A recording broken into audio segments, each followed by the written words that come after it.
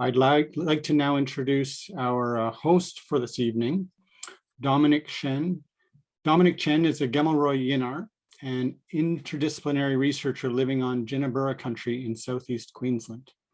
She lectures in Indigenous art, culture, and social and political histories at Griffith University, and is currently undertaking her PhD research at the University of Technology, Sydney, in the area of relational creative practice and urban-based Aboriginal food and medicine growing. Dominique is a mother, artist, and avid gardener, and passionate about the role of connected and generative food systems in making positive contributions to community, culture, and country. So thank you, Dom, for being with us, and I'll pass it over to you now. Thank you, Peter, for the introduction. Thank you, Michael, for that really rich welcome to the conference. So Yama, Malia, Yama Nindai, hello friends, hello everyone.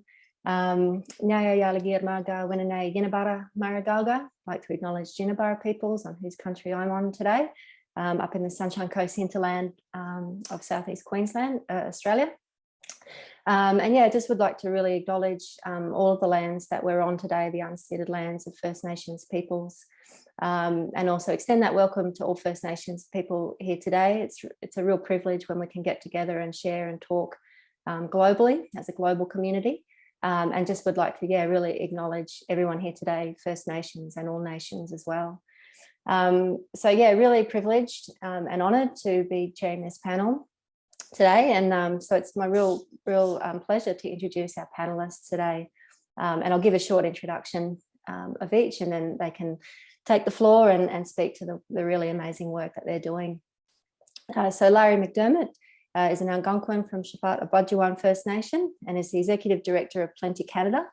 Larry is currently a member of numerous organisations, including the International Indigenous Forum for Biodiversity, the Conversation Through Reconciliation Partnership, Ontario Biodiversity Council, the Ontario Professional Foresters Association, the Healing Place Partnership, the Indigenous Circle of the Canadian Biosphere Association, and serves as co-chair of the Lanark Country Safety and Wellbeing Plan. Daryl Harris, welcome Daryl, is PhD, is a graduate of Johns Hopkins University Bloomberg School of Public Health.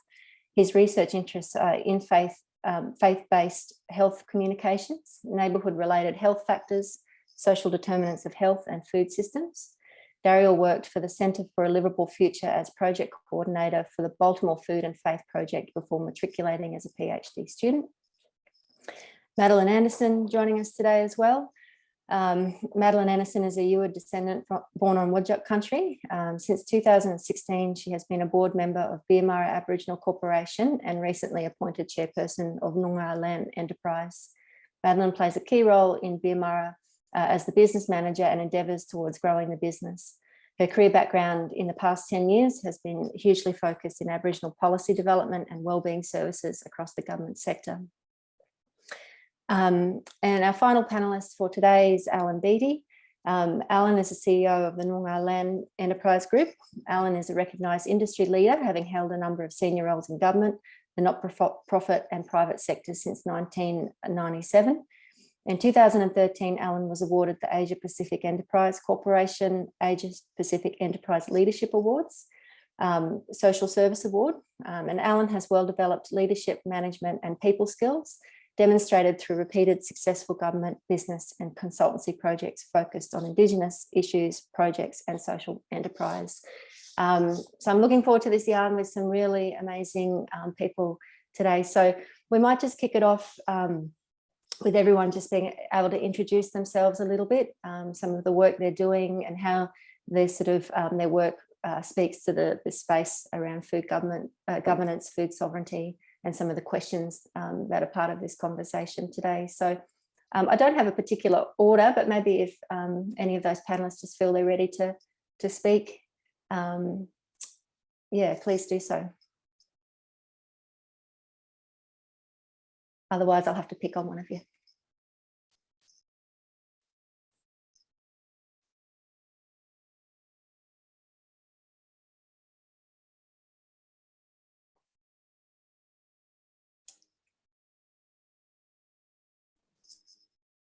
So Larry was top of my... I'll go.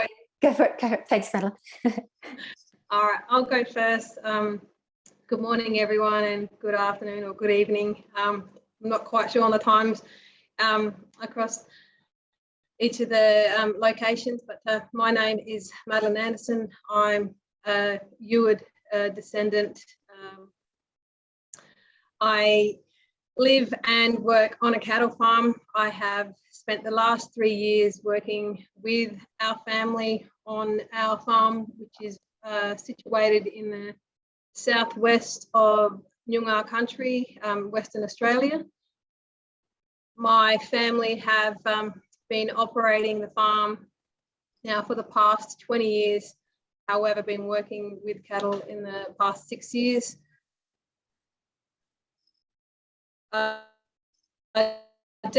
Definitely looking forward to the world and how we can, focus on, one, bringing our people back to country, and two, restoring those connections with the land, and for our people to be out working the lands. I do have a bit of a process or a presentation to work from, and unfortunately for me, I didn't quite get there to submit that. I'm not quite sure how much you want me to talk about at this stage, Dom. I could go through what we do here on the farm, sorry. This is the biggest amount of people I've presented to on a Zoom meeting. So. All good. If you just wanted to speak a little bit more about some of the projects you're involved in and how that just sort of connects you within that space of food governance and food sovereignty. Thanks, Madeline. Cool. I thought by going first I'd get this out of the way, but it didn't quite work out in my mind like that. So BMAR Aboriginal Corporation was established in 1998. We are unique in the way, one, what we do on the land and how we were formed. Basically, the land parcel was handed back to the Aboriginal people across Noongar country, in fact, across Australia, and the traditional owners in the Eward region, where I'm connected to, had the opportunity to submit an application to the Indigenous Land and Sea Council back in 1992. So that came to fruition in 2001, where the land was divested to the corporation. So we have had many opportunities to look at what we can do on the 1,242 hectares of previously broadacre farming. The land that was handed back was in very poor conditions. Our members, our directors at the time, were made up of our elders. So there was a lot of background work, not only for the governance of the corporation, but also for the land itself. It was degraded, and there was a lot of work involved in trying to repair the soils, and lots of work in building the infrastructure to set up for the future of the corporation. Yalali Downs is the name of our property. We are situated in quite a unique area where, one, we have access to all year round water. We are also situated in a very old crater. So the land, as one, has access to sufficient water, and our soils vary in some cases. So we have to be mindful, or we had to be mindful on what we were bringing onto the property, particularly with livestock, and looking at what the remnant vegetation or native vegetation in the area, and how we can bring that back to restore what is on the property. It has taken a lot of time to sit down with our elders to talk about, one, what can we do to work the land, and how can we bring our next generation on to learn and understand about working the business, and also how we can reconnect the cultural learnings and the carrying on that ancient knowledge on how to, work with the people across the Yuwut country. We have we're a very small operation. Most of our members have been part of the corporation for the past 20 years. We are successfully running a cattle backgrounding operation. The backgrounding operation is based on a rotational grazing system here on Yalali, and that allows us, one, to learn and understand what that is doing, and to also help us to and supports us in managing the land in how we would like to. So an example of that, so previously to the backgrounding, we were in contracts with cattle owners, bringing large amount of livestock onto the property and overgrazing, and that stopped us to from having a say on how we wanted to manage our pastures. Now we have worked with government agencies and also connecting with other Aboriginal landowners across the Noongar region on how we can better manage our land as well as our corporation as well. We have, we do, some parts of the land is quite fertile and the other parts just require a lot more work. We not only do the cattle backgrounding, we also run youth camps on the farm as well, and that's just creating a link for our young fellows to get back on country, understand more about the agricultural science, and also developing out the cultural knowledge and leadership for our young people in the community and hopefully right across the region. So it's really important for us to be able to create those pathways. We are only a very small team. It's myself and I call Pop Kevin grandfather to manage what we do and to create really strong partnerships with organisations like Noongar Lands Enterprise and other Aboriginal grower groups, and focus on how we can establish a much more of a solid foundation and bringing back or incorporating the ways of our people and how they manage the land. So, as Michael said in the welcome, it's important for us to have these conversations and to be able to pass that knowledge on, because it's important for us to understand the benefits, and that those benefits sit around us healing the country in order to heal our people. So we are in very interesting times of what we do, and really pleased with the outcomes that we have produced over the years. So definitely really looking forward to work more in this space. And I'm certainly no expert in any of these fields. I've picked up farming skills in the past 3 years and understanding more about how we can restore our lands, and I spend most of my time in the paddock or or out in the community working with our young fellows to get back on the ground. Hey, Governinda, thank you so much, Madeline. You don't need a presentation. That was awesome, and much respect to what you're doing and the work that you're doing and how you're doing it over there. That just sounds amazing. Thank you. And so we'll have more time for everyone to kind of talk together. But I'm just going to move now to Alan to introduce himself and some of the work he's doing as well. Hi, Dom, and hi, everyone. I might just start by sharing my screen, Dom, and just quickly go through a couple of slides. Hopefully this is going to work. Okay.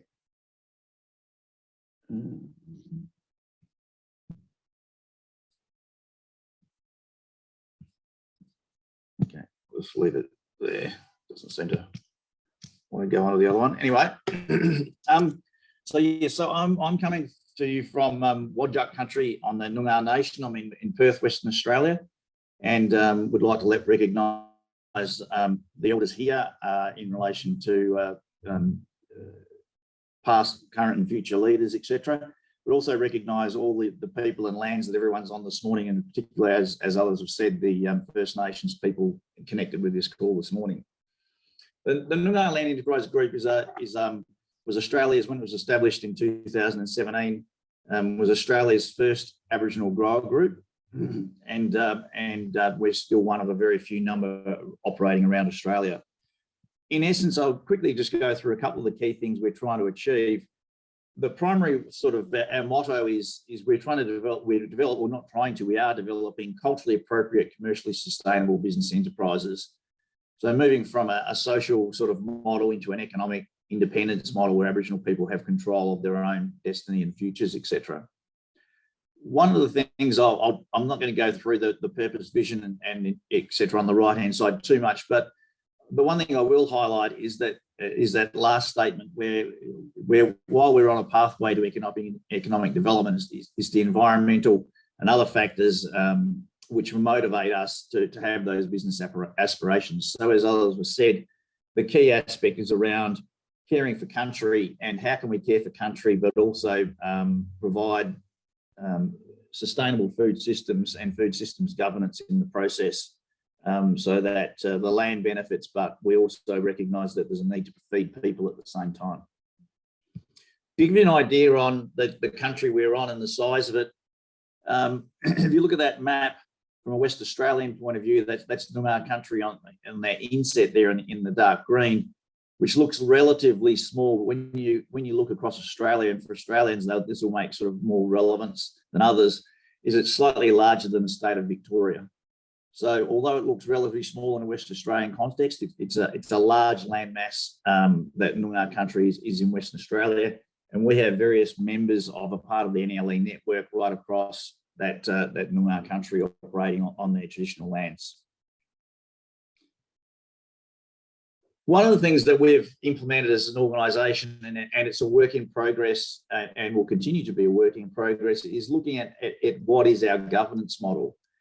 And this is a picture, a diagram of the governance model we currently have. And so rather than it being a traditional Western governance model where we've got, you know, the peak organisational people at the top and then sort of it flowing down underneath, is on the left-hand side, we have our members and those various corporations as a part of that, flowing through from left to right around the various inputs that go into the organisation and the things we're trying to develop and deliver. In the centre is that, as I've said, is very much that strength, that focus in relation to things being commercially focused, but more importantly, culturally appropriate. So the culturally appropriate drives everything. If it's not culturally appropriate, we don't look at it from a business perspective.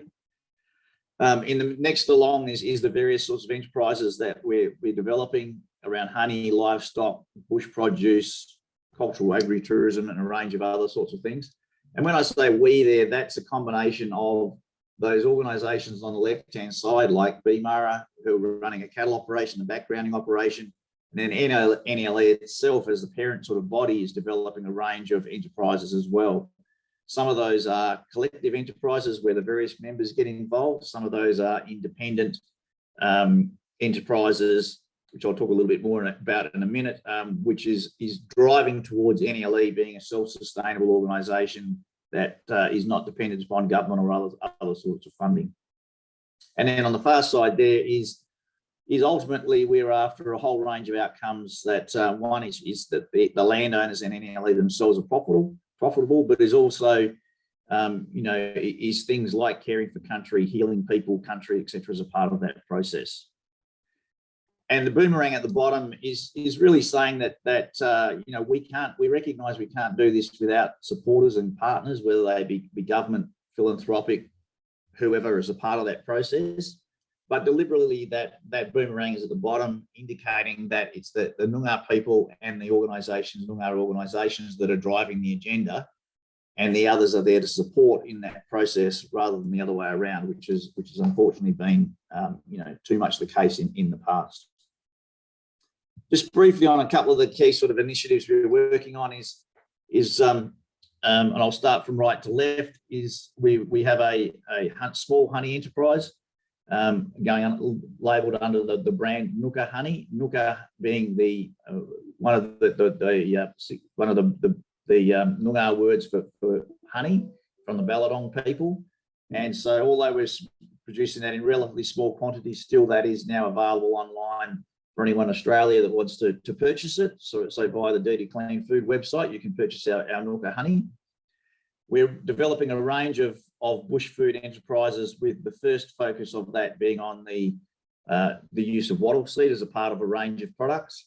And we anticipate that we'll have the first of those products on the shelf by the middle of next year, and a range of other products sort of shortly thereafter.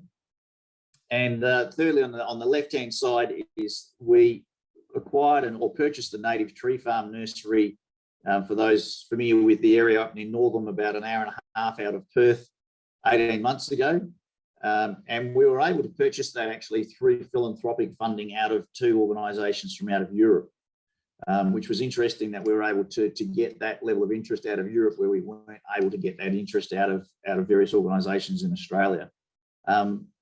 And that nursery, we've increased the capacity of that, so that when we purchased it was pretty run down, etc.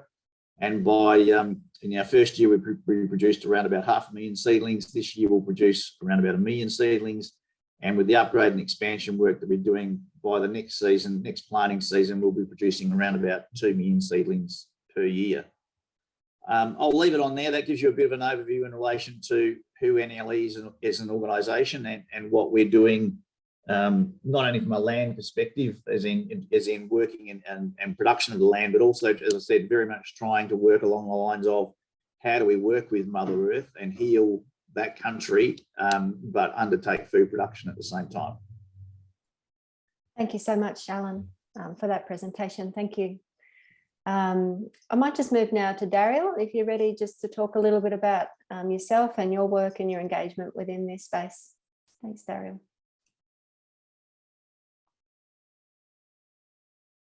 Unmute myself. Okay, here we go. Hi, I'm Daryl Harris. I am working in Baltimore, Maryland, which is the Piscataway, Lumbee, and Cherokee Nation land historically. I work for the Johns Hopkins Center for Livable Future. And so what we do is kind of all things around food. Most of my work is around food policy networks and around finding policies and community-based interventions around the industrial food agricultural products, so like CAFOs and other large animal industrial farms, working with communities that are proximal to that to find resolutions to the problems that concentrated animal farms cause, the many extreme detrimental harms that they cause. But my foray into food systems, I kind of describe it as kind of like through the back door, if you will. I mean, in my bio, if you caught it, I studied theology. I traveled to South Sudan as a missionary to South Sudan, and while I was there, I did a health project, and the health project was to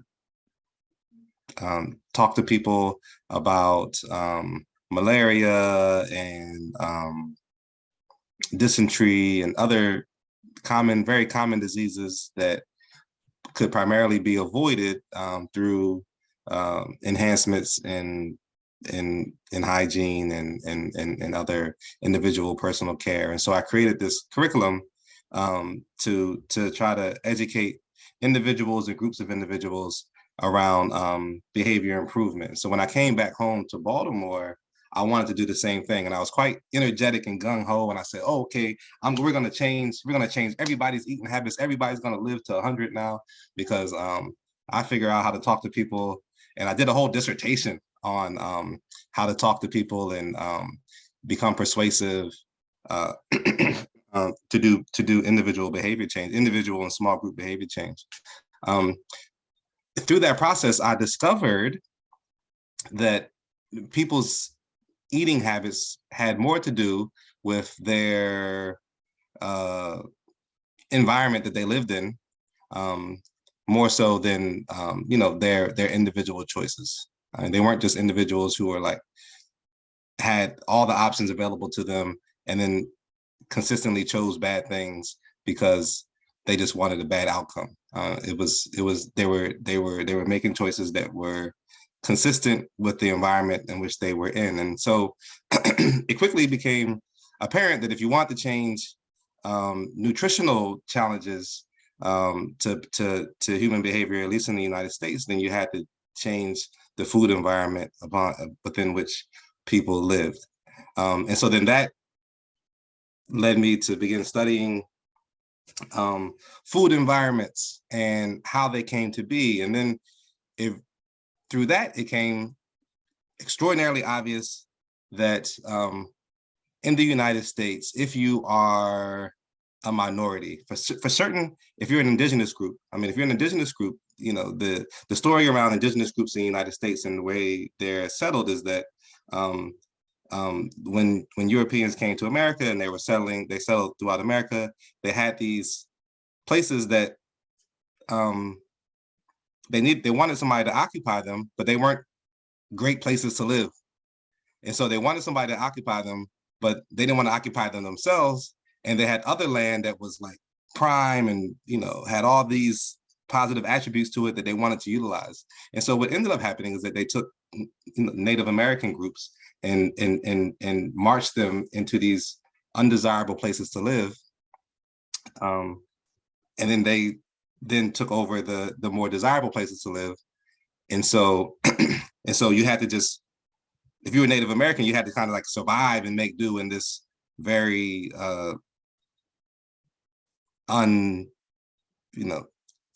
this bad circumstance that you were placed in. And so it's very similar if you're African American, through historic, what we call Jim Crow and redlining, through historic segregation. People were assigned certain neighborhoods. And if you're poor, even today, you get assigned the neighborhood. If you're poor and you need Section 8 housing or you need government housing or something like that, then they assign you where to live.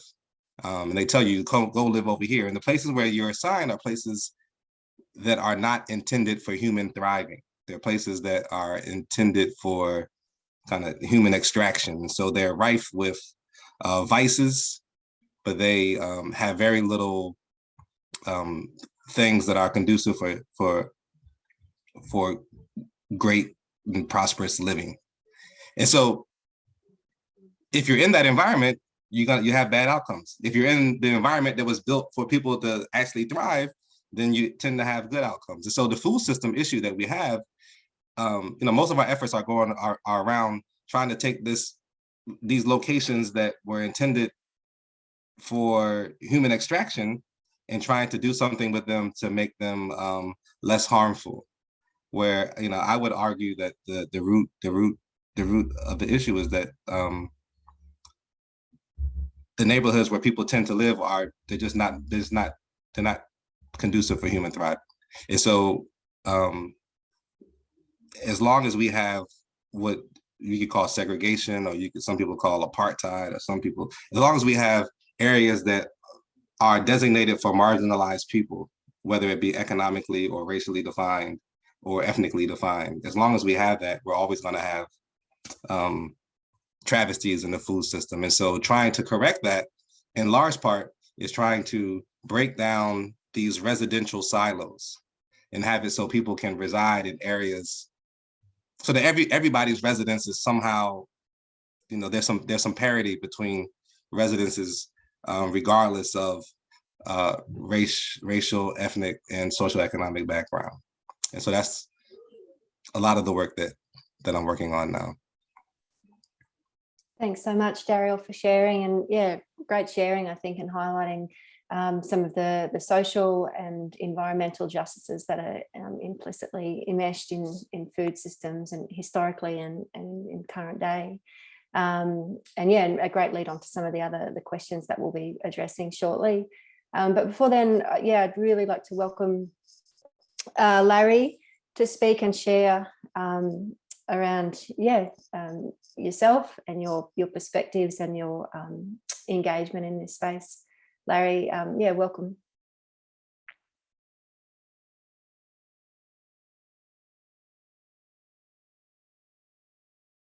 You there, Larry? Yes, hello. Hello, Yama. Okay, give me just a second here to get myself organized. Sorry about that. Okay, alrighty. So if I can introduce myself in my language, Kwekwe, Wamsi Indigenous Makwan Dodam, Shabbat Bajwan First Nation in Digima. It's an honor and privilege to share with the presenters who've already spoken and with everyone tonight. Okay, and I'm just trying to get my video to work. Now, I'm in some, there we go, that should. Okay. Video is working now. We've got Okay. you. Yeah. All righty.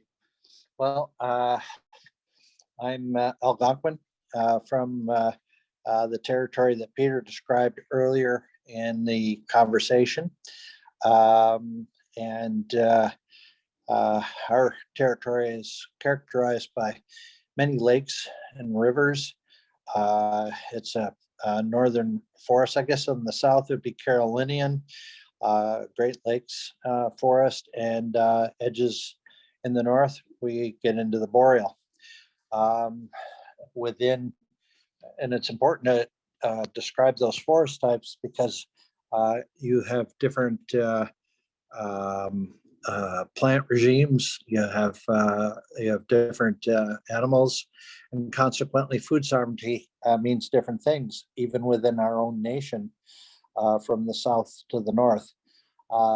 A Mohawk friend of mine, the only Indigenous person on the International Joint Commission of the Great Lakes, Henry Lickers, often talks about how our nations are actually broken down into microenvironments, that our language changes. It's shaped by the plants and animals that surround us and the medicines, and in particular, the relationships that emerge with those different plants and animals.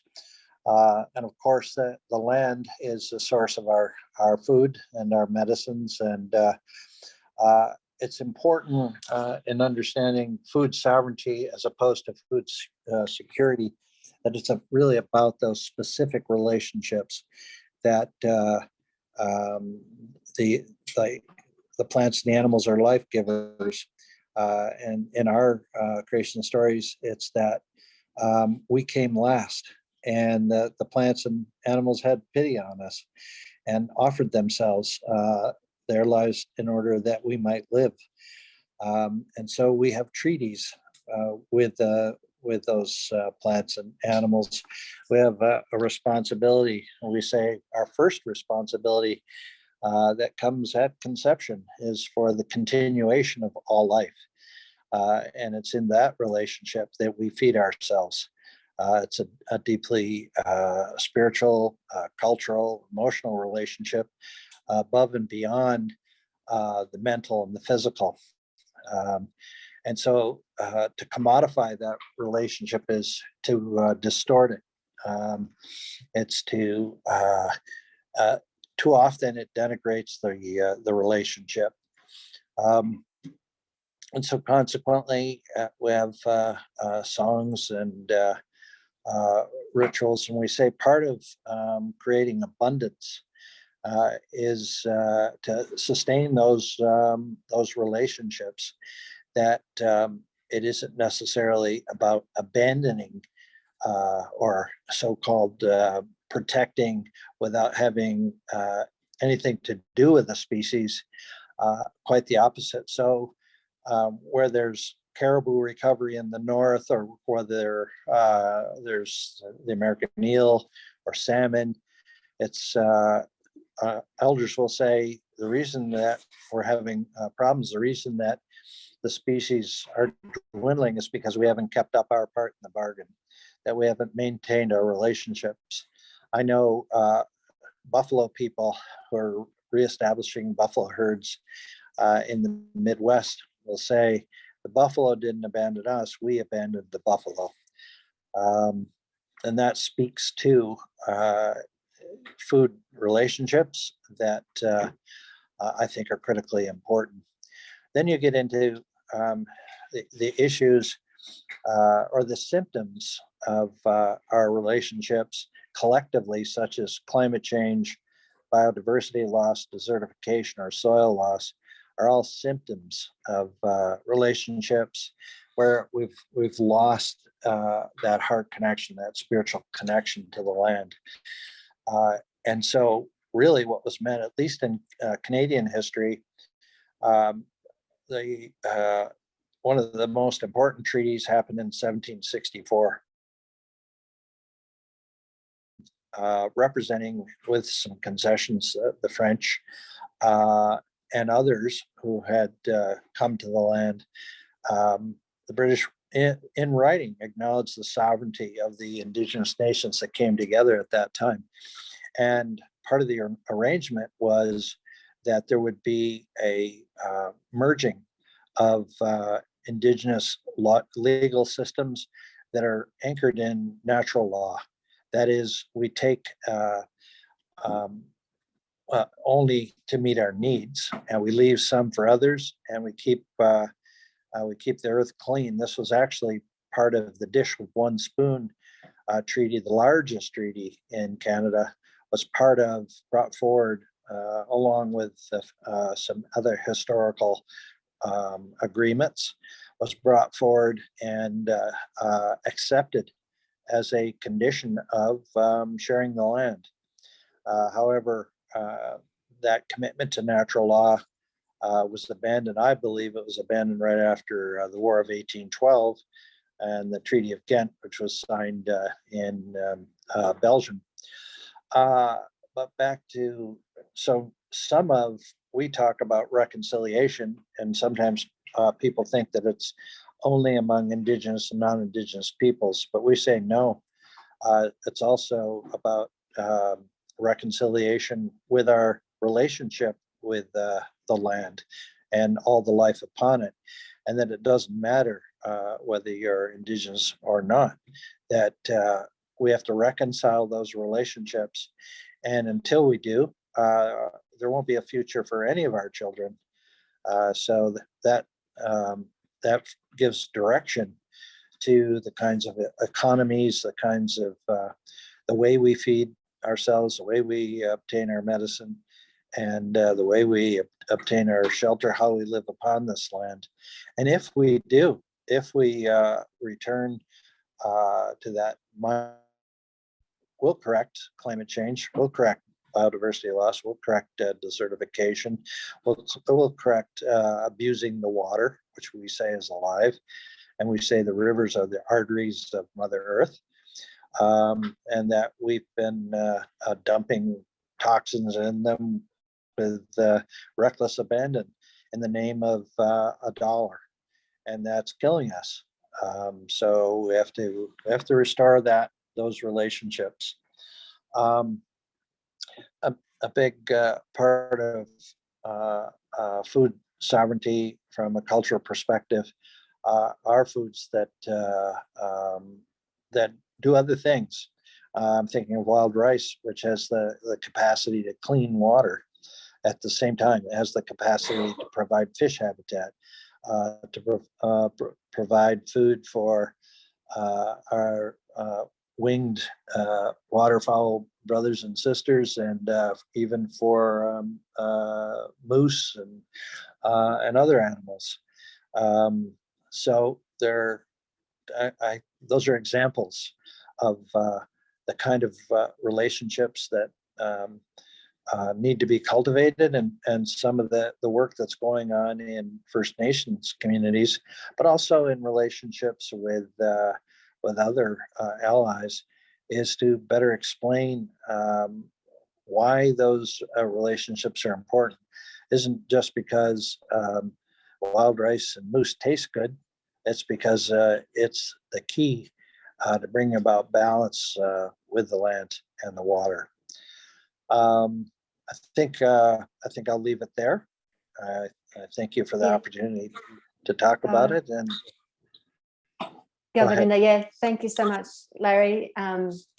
Yeah, I just got caught there listening to you. I forgot all about the time. So yeah, really strong and grounded words there. So I really appreciate that sharing.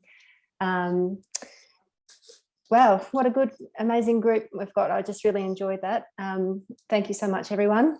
So I do want to ask a couple of questions from the panelists, and then after that, we'll have a bit of time to open up Q&A, question and answer to the broader 123 of you that are here. So I'm going to ask, and we might start back with Madeline, if that's all right. So what does equity and justice mean for you in relation to the governance of your food systems? Take a bit of time if you want, just to digest that. So what does equity and justice mean for you in relation to the governance of your food systems?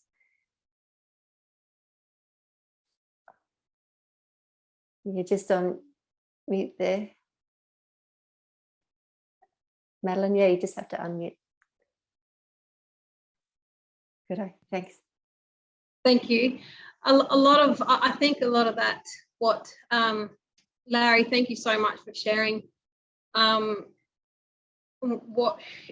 Pretty much everything that you've shared there, it kind of sits with me quite a lot, and in terms of how we want to engage with other Aboriginal people. It is most certainly a sensitive topic for me, particularly in my situation where we have a lot of our elders have passed on, and with that we lose the opportunity to have access to that knowledge, and a lot of that knowledge that goes back thousands of years, and what we do here for BIMA, as well as part of the Noongar Land Enterprise, is around that healing country is about finding ways around both. Sorry, I've got my teenage son here and he's playing his music in the background, so I just get the nod to him to turn his music down, so hopefully you can't hear that. But for us, it's about looking at or reconnecting both the spiritual world and the physical world, and how we can find ways for us to be able to, one, manage our resources and look at ways on how we can protect and preserve that knowledge, and ways we can do this. And for me, it's just creating pathways to get a lot of our people back or involved in the agricultural business. So for us, we're working with other allies and saying, hey, we are here and our people are suffering based on what they are eating, and it just would help for us to be able to lead these conversations, and I feel that through the NLE structure, it allows us to, one, have the confidence and the voice to say, this is, our people need to be in the space, our people need to be leading this, and how we want to manage our food sources, heal country, and look after our people in a much in a space that will allow for our mob to feel comfortable. Yeah, awesome. Thanks so much, Madeline. All right, so I might ask the question, just following the same order, ask the question again then of Alan. So what does equity and justice mean for you in relation to the governance of your food systems? One of the things we undertook a project in 2020, 2021 on behalf of Food Innovation Australia Limited to look at why Aboriginal participation or First Nations participation in Australia and Australia's bush food industry was less than 2% of a $30 to $50 million nationwide sort of enterprise. And one of the key things that came out of that is the complete lack of protection through a legislative point of view for First Nations sacred and cultural knowledge. And as a result of that, the exploitation of that sacred and cultural knowledge by non-Indigenous people who are now the 98% producers of bush produce in Australia. And one of the key factors in regard to that from I thought an Australian perspective, but from the research I've done, it looks like a Canadian and a US perspective as well. I'd be interested to know more, is that Australia signed but has not signed the UN Nagoya Protocol 15 or 10 years ago in 2012, but has not implemented any legislation or other sorts of things to actually ratify that and really protect Indigenous rights. And those rights not only apply to food and native species and plants, but also arts and a whole range of other sorts of things that would benefit, where Aboriginal people would benefit if Australia was had legislation in place to properly protect sacred and cultural knowledge. And until that occurs, then equity and justice isn't going to occur, and exploitation is going to continue to occur. So certainly one of the things we'll be trying to push with Australia's new government, and that has endorsed the treaty and those sorts of things, is that it actually puts proper legislation in place to protect cultural and sacred knowledge of our First Nations people, so that they aren't exploited, continue to be exploited, and benefit sharing agreements and those sorts of things not only become commonplace, they're required under law to be in place, protect Indigenous people. But certainly, until that is addressed, I don't believe equity and justice in our food system governance will occur in Australia from a First Nations perspective.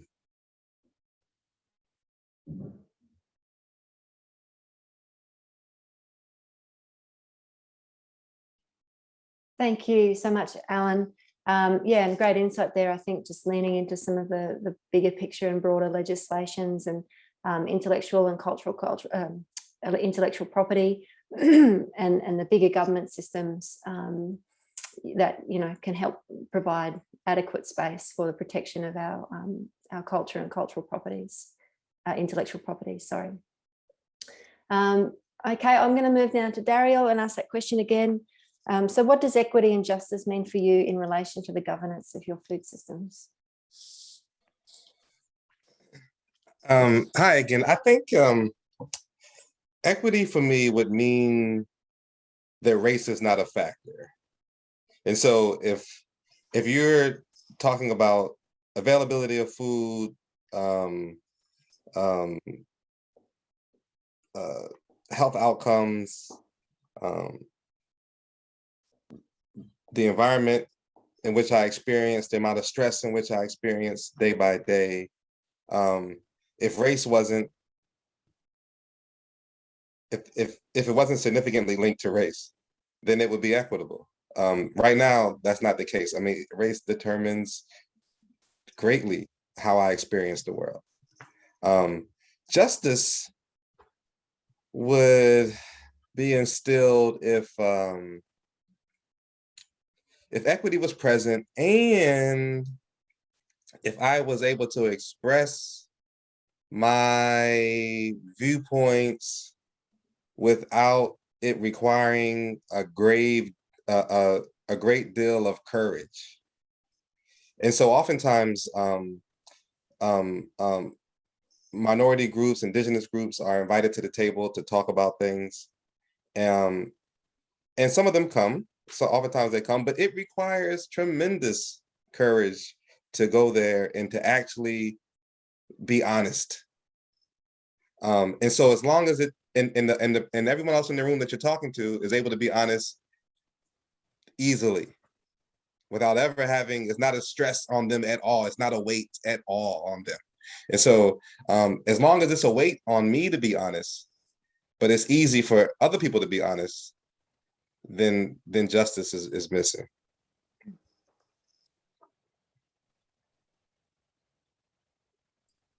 Yeah, important point. Thanks so much, Daryl. A lovely cross-section of perspectives I think we're gathering here. So I'd like to just pass that on now to Larry again and ask that question. So what does equity and justice mean for you in relation to the governance of your food system? Yeah, great question, and interesting answers so far. Well, I think if you have justice, Daryl already said it. If you have justice, then you'll have equity. If you don't, then you won't. Just that, plain and simple. But I also think that justice, in my interpretation anyway, or the way I've been taught, would mean that we have respect for all of life, and within that respect, that means then governance. There has to be room for voice from all peoples, and certainly in the 3 countries that are represented today, there is a First Nation history, Indigenous peoples history, and justice is to recognize that Indigenous peoples have an important food system that was here originally and was never dealt away. That in fact our treaties were designed to protect them. It was one of the first things that was protected. And so justice means that there's not just one food system, the industrial agriculture for all. It's that there has to be a diversity of food systems, and within the diversity of those food systems are special the kind of relationships that that I spoke of earlier, but so did others. And so if there's justice, then there's appropriate voice in a governance system. That means that the governance system is listening and responding to the diverse needs of the people who are supported by those food systems. And only then is there a chance of achieving some kind of equity. And to me, equity is meeting the needs. I still say it's linked back to natural law, but it's meeting the needs of the people who share the land. And it's doing so in a way that is achieving justice with all life forms. We say there's no hierarchy of life forms. I remember an elder that used to always say we're no more important than the smallest insect. And that when we understand that justice means that we have to care for and respect those other life forms, it makes it easier. The human part will come much more quickly. But yeah, so it's all of life. Miigwech, thank you. Thank you, Larry. Yeah, and another great perspective within this conversation around decentralized, lateral, diverse, special voices, and that includes to the more than human as well. Okay, so I might just open, open things up now for questions from the broader group. I know there's been some in the chat, so I don't know if anyone's been keeping an eye on those. We could go back through, or sorry, did someone say something there? So I might just take a little bit of time now, or if you want to put a question into the chat, might be a good way, or feel free to raise your virtual hand and we can go to you with a question. Otherwise, yeah, putting it in the chat might be a good way to go, and we'll just keep an eye on that, and we'll then bring some questions to the panel.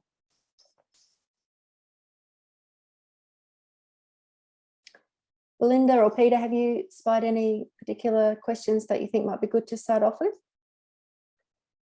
John, we've got a question from Amy that might be a good one to start with, which is, Great. What is the most important, significant, or impactful thing that we can do as white allies? Great. Thanks, Annie.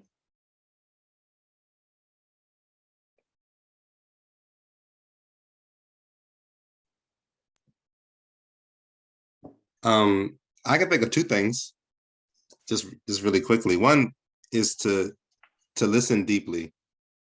I can't overemphasize the importance of listening, listening with new ears, listening with open mind and heart. I think the second thing that perhaps could be done is that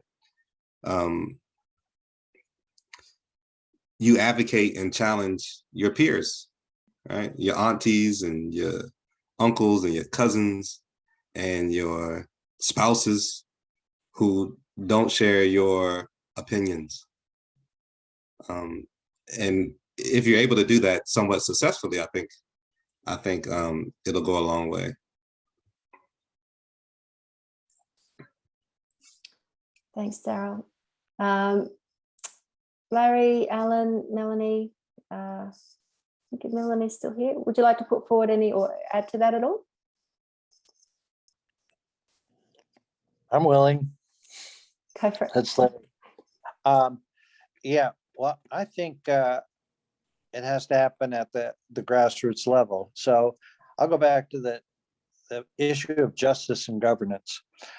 So, you know, whenever people are working together, and I experienced this in our Pathways One process that involved the whole country, provinces, territories, and Indigenous peoples. And we started with the governance piece. And we said, okay, we're not going to start by talking about our recommendations. We're going to start by designing a governance piece that works for people who are used to a Western governance system, as well as an Indigenous governance system. So we have a smudge bowl. We burn 4 medicines, and there's a whole teaching around that. So we said that the smudge bowl and the gavel are equivalent. And then you have Robert's Rules of Order for conducting meetings. We said, well, that's the 7 gifts. The 7 gifts include things like love, respect, courage, humility, wisdom. And so we said those gifts are our Robert's Rules of Order.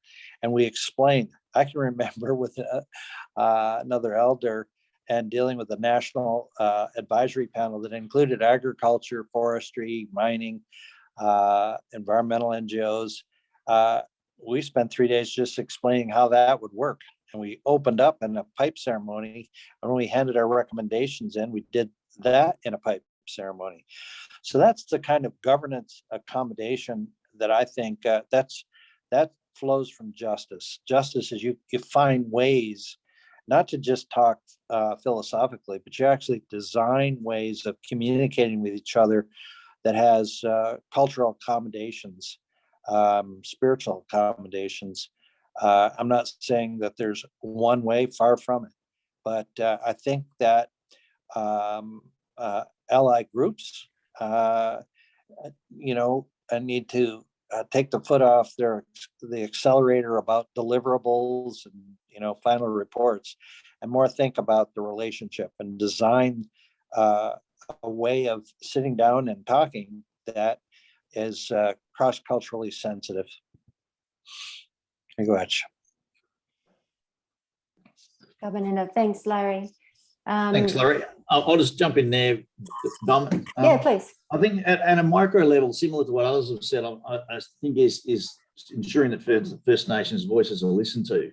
I'm leaving this and going straight to a WA food and beverage industry forum that I've been asked to attend, and I can guarantee that I'll be the only representative from a First Nations organisation that's participating in that out of however many 50, 100 or whatever is going to be there. So it's good. There's some level of listening, but it needs to be expanded and greater.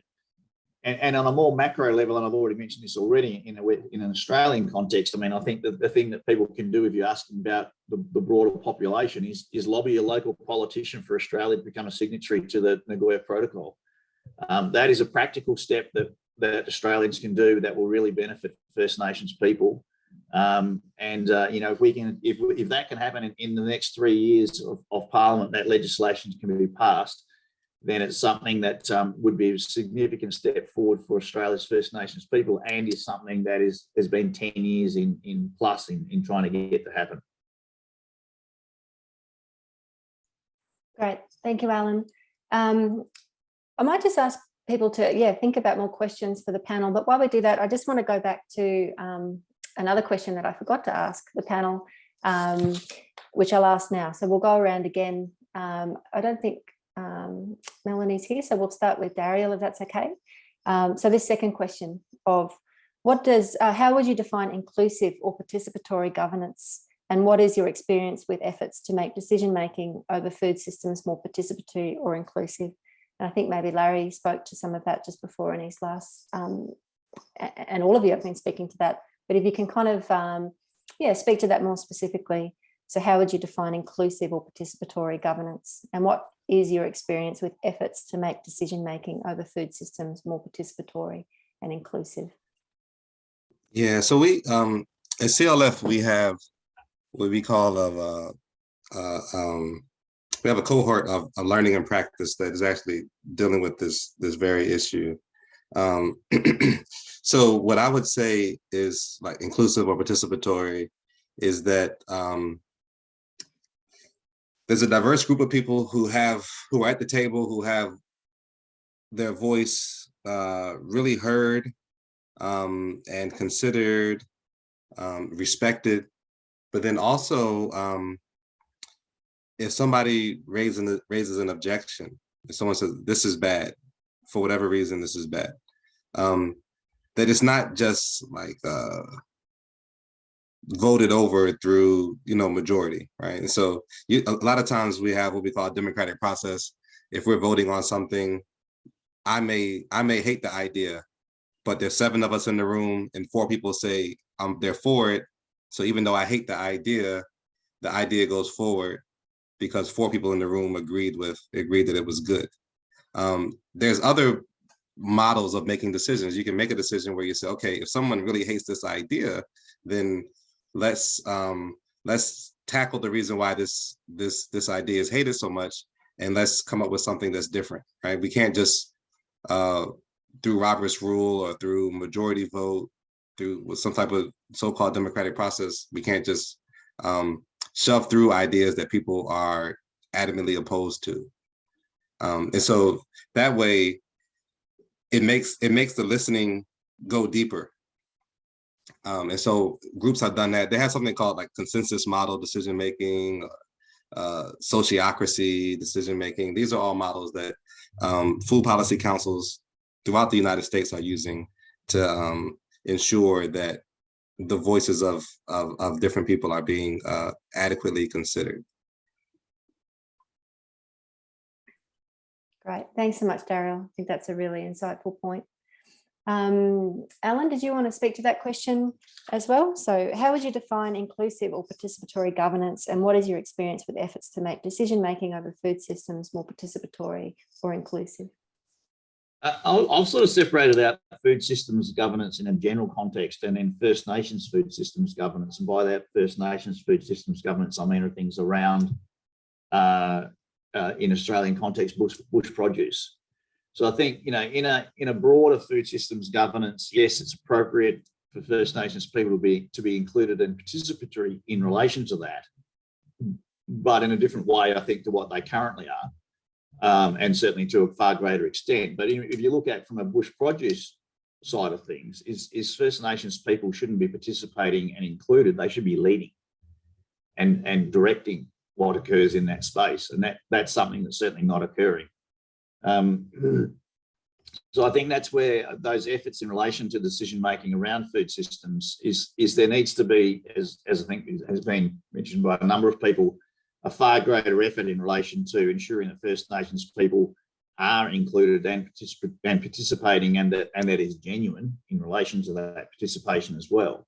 But it needs to go far greater than that when you're looking at bush produce and that sort of thing. Aboriginal people in Australian context need to be leading that space, not just participating in it.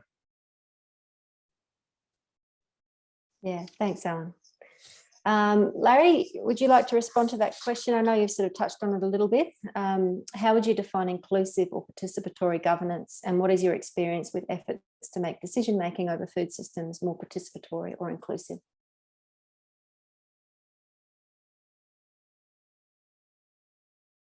And unmute myself. Yeah, well, my experience is one of the most difficult things to do are to decolonize, to dismantle unjust and unbalanced and hierarchical power relationships. And I find that people sometimes who try don't realize that it's going to be a little harder than you think, and you might make some mistakes, and might make some awkward mistakes. But that's part of the journey that has to happen in order to get to a place where there's the capacity, to work together and in an inclusive and truly inclusive way. I mean, you can bring diverse people, sit them around the table, maybe even feed them a good meal, but they might not get anywhere. They might be glad when the whole thing's done that it's done. So often I've seen groups come together with good intentions, but they expect it to be too easy, and they don't realize that more change is required of each individual than maybe they bargained for. It was, I was listening to Daryl talk about consensus-based systems, and a lot of indigenous governance systems. It's a disciplined and respectful, and it gets back to those 7 gifts that when you enter into circle, then you realize that your ideas may contribute to something that comes out of the circle. But if the circle's done right, if people are listening, probably the solution nobody by themselves thought of, that the dynamics of really being inclusive and respectful and non-hierarchical, and so trying to achieve consensus to me is very important. There may come a point when you have to make a decision, and maybe you have to resort to some kind of majority rule. But even there, it's incumbent upon everybody in circle to recognize that, okay, maybe I would prefer we did it, we accepted solution A, but we're going to go with solution B, and I'm going to trust that I will support the majority that's emerging here. So it's important that in a consensus model, for example, that veto power is not obstinate and disrespectful. So there's some of my thoughts anyway. Yeah, and I can really relate to that too, Larry. I think just coming from our culture, my cultural background, these are some of the processes that we lean into for, better outcomes, and, that ones where everyone feels included, might not agree, but feels included in that participatory processes. Fantastic. So are there any other questions? Belinda, have you taken note of any other questions that people might want to bring to the panel? Yes, so we've got quite a few in the chat box, and I apologise if we don't get time to get to everyone. A question that came up after Amy, which we have touched on a bit, but I will read it out anyway. And please excuse me, I'm sorry, I'm going to get this person's name wrong, but it's from Kaluti Ninam, who says, what I'm getting from this panel, the solution is creating a more collaborative system, and in doing so, we could ultimately affect the outcome of climate change, food sovereignty, and make positive steps forward. So my question is, if we know what needs to be done, how do we affect our governments to diminish corporate interests in resource control over proper solutions?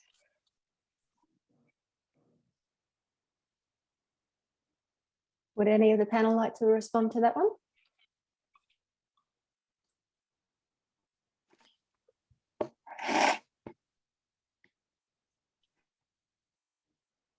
Larry, you're on mute. I think you should start.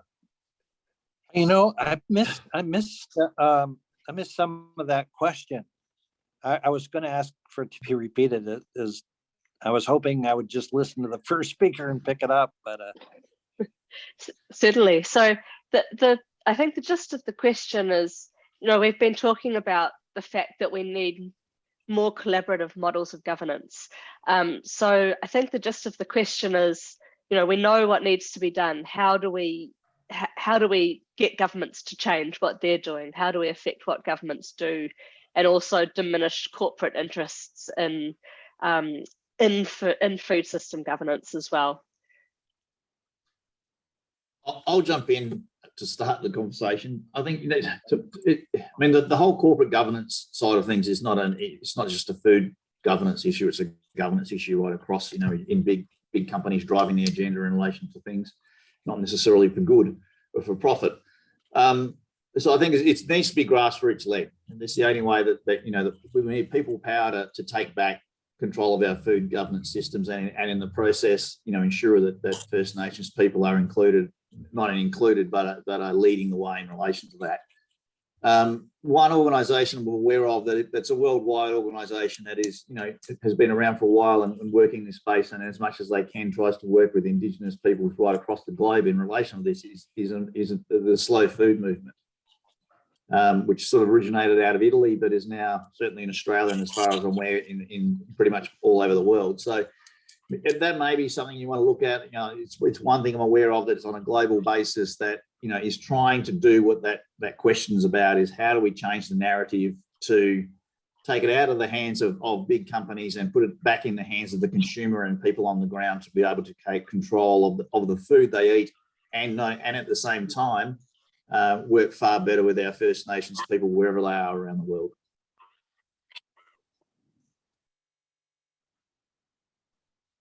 Thanks, Alan. Would anyone else like to respond to that? I can piggyback on some of what Alan said. I agree that it requires a grassroots resolution. I think, in particular, in the food system, in the United States, at least, the number of people who are consciously engaged in making decisions based on the food system has probably doubled in the past year. That still leaves us at about 1% of the population, but it's a lot more than what it used to, right? So it needs to reach what Malcolm Gladwell would call a tipping point, such that it becomes in the conscious decision-making processes of more and more people. Until that time comes, I think you have to revel in small victories. And so one of the small victories that we're attempting to do in the United States now is acquire land and put land into trust for food development. And so if I have a half acre in the urban environment, several acres in more rural suburban environments, but if I can acquire a piece of land and then put that land into a trust that this land is going to be for food development forever, then that we're hoping will create some type of long-term systemic change. But these are small.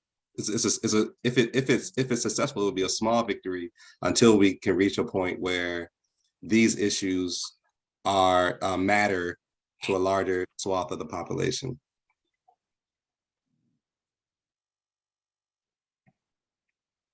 Thanks, Daryl. I might just return to a couple more questions putting out there, or did you want to add to that? Sorry, Larry, that last question. I could, but maybe we should, I think that the two answers are good. Mine would be more macro. at some point, we have to get away from adversarial governance. We have to get away from big money having undue influence, bottom line. But go ahead with the next question. Thanks, Larry. I mean, a lot of we've got a few more questions and I won't be able to get to all of them. We may just have time for one more. So apologies for anyone we've missed. But hopefully, you know, some of these answers I think have just been inherently in some of this discussion. So I might just return to one from Katie, who asks, what has been your greatest challenge while doing this work? What is the biggest revelation that you have had?